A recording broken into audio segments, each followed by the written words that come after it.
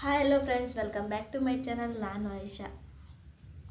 ಎಲ್ಲರೂ ಚೆನ್ನಾಗಿದ್ರ ಅಂತ ಭಾವಿಸ್ತಾ ವಿಡಿಯೋನ ಸ್ಟಾರ್ಟ್ ಮಾಡ್ತಾ ಇದ್ದೀನಿ.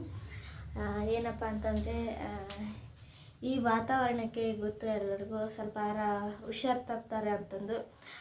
ನನಗೂ ಇದೇ ಟೈಮಲ್ಲಿ ಹುಷಾರು ತಪ್ಪಿಬಿಟ್ಟಿದೆ. ನನಗಂತರೂ ನೆಗಡಿ ಅಂತಲೇ ಒಂಥರ 1 ಕಿಲೋಮೀಟರ್ ದೂರ ಓಡೋಗ್ಬಿಡ್ತೀನಿ, ಅಷ್ಟು ಭಯ ಇದೆ ನನಗೆ ನೆಗಡಿ ಅಂದರೆ.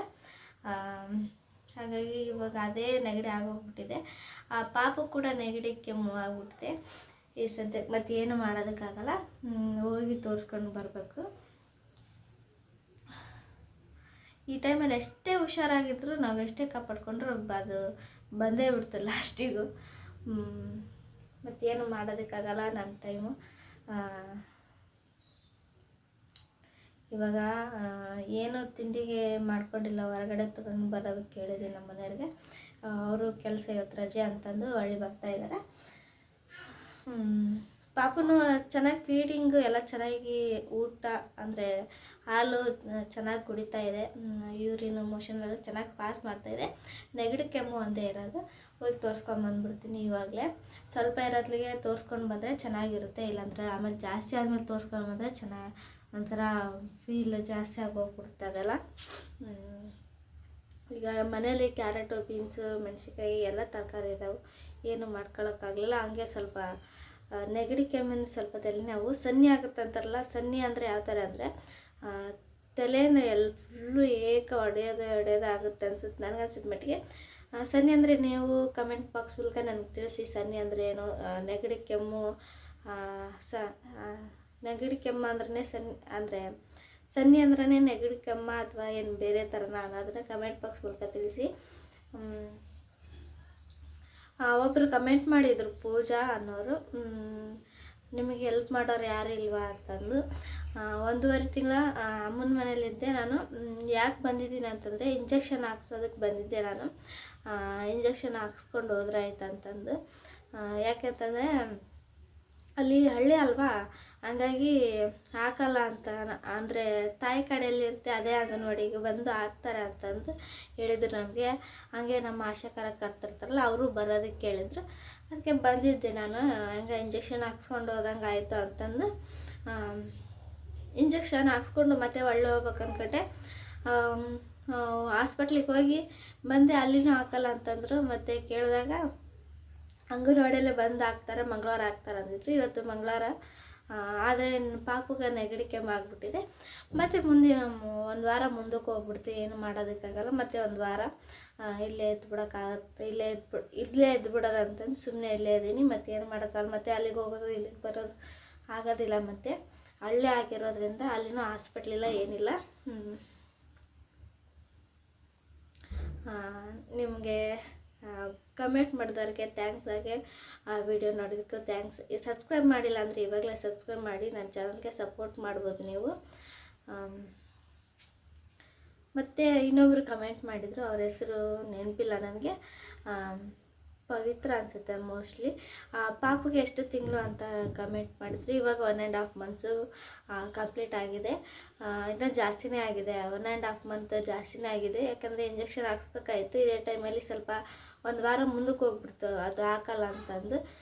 ಈಗ ನೋಡಿದ್ರೆ ಇನ್ನೊಂದು ವಾರ ಮುಂದಕ್ಕೆ ಆಗ್ಬಿಡ್ತು. ಯಾಕಂದರೆ ನೆಗಡಿ ಕೆಮ್ಮು 2 ಇದ್ದಾವೆ, 3 ನೆಗಡಿ ಕೆಮ್ಮು ಜ್ವರ ಇದ್ರೂ ಇಂಜೆಕ್ಷನ್ ಹಾಕಲ್ಲ ಅಂತಂದು ಹೇಳಿದರು. ಹಂಗಾಗಿ 1 ವಾರ ಮುಂದಕ್ಕೆ ಹೋಯ್ತು, ಇಲ್ಲ ಇರೋದ. ಮತ್ತೇನು ಮಾಡೋದಕ್ಕಾಗಲ್ಲ. ನಾನು ಇಂಜೆಕ್ಷನ್ ಹಾಕ್ಸ್ಕೊಂಡು ಹೋಗ್ಬೇಕು ಅಂದ್ಕೊಂಡೆ ಒಳ್ಳೆ, ಮತ್ತೇನು ಮಾಡೋದಕ್ಕಾಗಲ್ಲ. ನೋಡ್ತೀನಿ, ಇಂಜೆಕ್ಷನ್ ಹಾಕ್ಸ್ಕೊಂಡು ಹೋದ್ರೆ ಹೋಗ್ತೀನಿ. ಮತ್ತು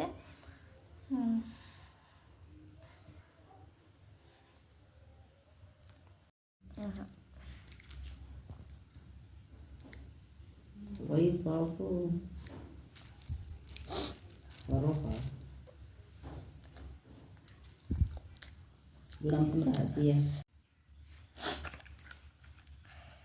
ಮೂನಾಗ ಡ್ರಾಪ್ಸ್ ಒಂದು ಬರ್ಕೊಟ್ಟಿದ್ರೆ ಆಕೆ. ಇನ್ನು ಸಿರಪ್ ಒಂದು ಬರ್ಕೊಡ್ತಿದ್ರೆ, ಯಾಕೆ ಬರ್ಕೊಟ್ಟಿಲ್ಲ ಅವು ಸಿರಪ್?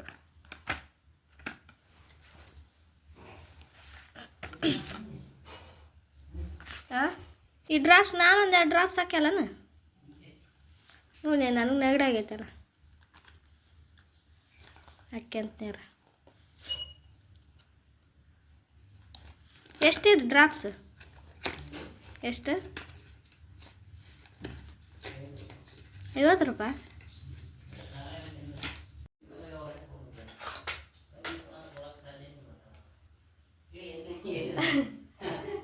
ಮೆಡಿಕಲ್ ಚೌಕಾಸಿ ಮಾಡೋದು ಕೆಮ್ತೈತೆ.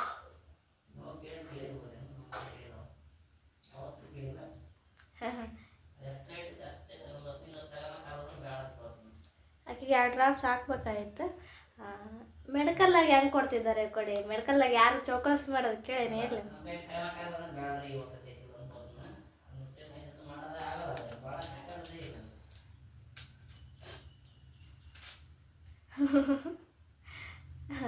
ಕೇಳಿ ಆಶ್ಚರ್ಯ ಐತೇನು ಮೆಡಿಕಲ್ಲಾಗ ಹೋಗಿ ಚೌಕಾಸಿ ಮಾಡೋದು?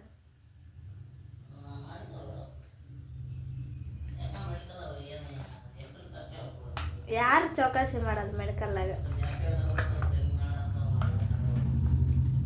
ಇನ್ನು ಹಣ್ಣಿನ ಅಂಗಡಿಯಾಗ ತರಕಾರಿ ಅಂಗಡಿಯಾಗ ಚೌಕಾಸಿ ಮಾಡ್ಬೋದು, ಮೆಡಿಕಲ್ಲಾಗ ಯಾರು ಚೌಕಾಸಿ ಮಾಡೋದು?